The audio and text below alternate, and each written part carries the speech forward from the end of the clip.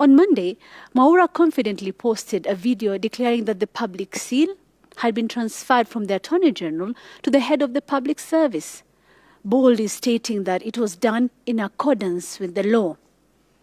It's nice to know that laws can be passed and seals can be moved without so much as a public announcement.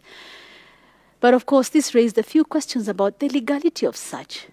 But no worries, Mwaura had it all covered. The law is very clear. This seal is under the head of public service. That is the law. It was passed recently. Because of the executioning, the role of the head of public service is to execute the orders of the president. Now, when a journalist asked the government spokesman about this, he was unable to answer. He kept referring to this new law.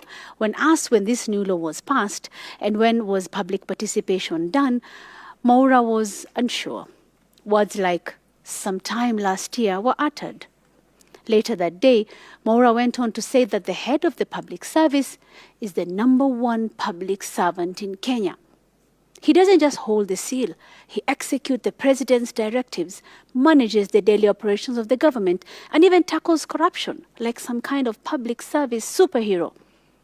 But wait, just 2 days later, Mwaura did a full 180, completely reversing his earlier statement. Now, apparently, the public seal remains with the Attorney General.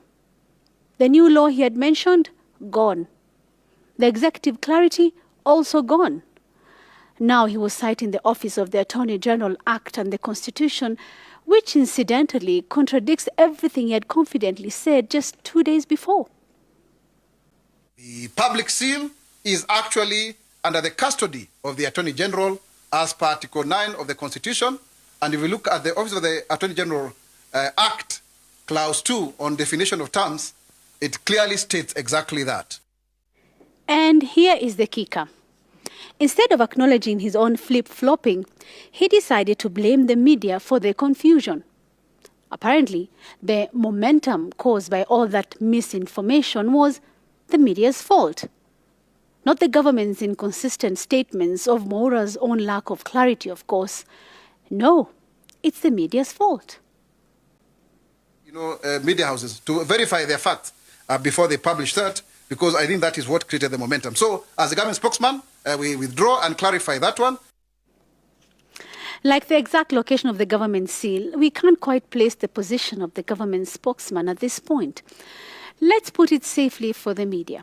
Both the government seal and the government spokesman are on the move. The head of public service is the #1 public servant in this country.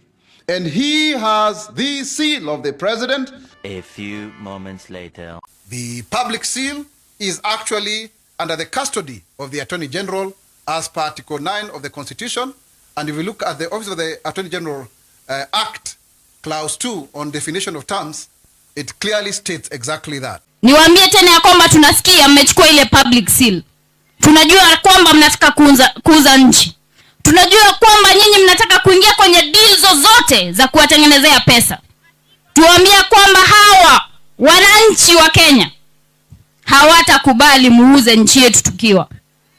Niwaambia kwamba sovereignty belongs to the people of Kenya. The public seal is domiciled in the office of the Attorney General. Na kama hivyo government spokesperson alivyosema ya kwamba wamechukua seal, wakaitoa kwa AG, wakapeleka kwa presidency. Maanake wanataka wakuwe wanatembea nayo kila mahali wakienda huko nje. Wakisikia kuna deal pale UAE, wanaeka. Wakisikia kuna pesa ambazo zinakopwa, wanachukua wanaeka mifukoni mwao. Niwaambia kwamba wajue ya kwamba they will be held culpable wakitumia hiyo public seal vibaya. Maanake public seal ni sahihi ya Wakenya. Guys. Yani tuko tunashinda tukijiuliza kwa nini Kasongo anachukua seal kutoka kwa AG. Cleopas ametoboa. Yani anasema ndio pesa iweze kuprintiwa. Zile zinadishio au tuko naona kina Kindiki wanasema ati ni empowerment. Manze itafika mahali sasa tukae kazi bambo. Tunabeba pesa na magunia ikiwa valueless. Hebu sikiza, just listen to this. Wacha niwache kupea mambo mob. Ile tenda ya kuprint pesa Kenya hii walikataa isijulikane. Wakatumia hiyo government seal, wameprint pesa wameweka kwa manyumba zao ambayo haijakuja kwa CBK. Hiyo ndio pesa wanatumia kuenda kupeana ati empowerment programs.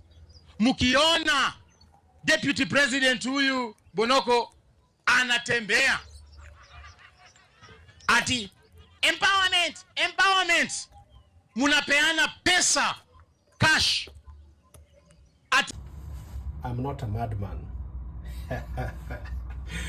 Kwani mimi ni wazimu niuze airport? Yani mimi naweza nikakuwa wazimu niuze airport? All of a sudden airport was going. All the things that Ruto alikuwa na deny, they were all going until the Gen Zs had to intervene. So now, last year, through a secret bill that was passed by the parliament, by who? By parliament. Yani, the parliament is full of scholars, some of them. They understand, they know the repercussions that we could face.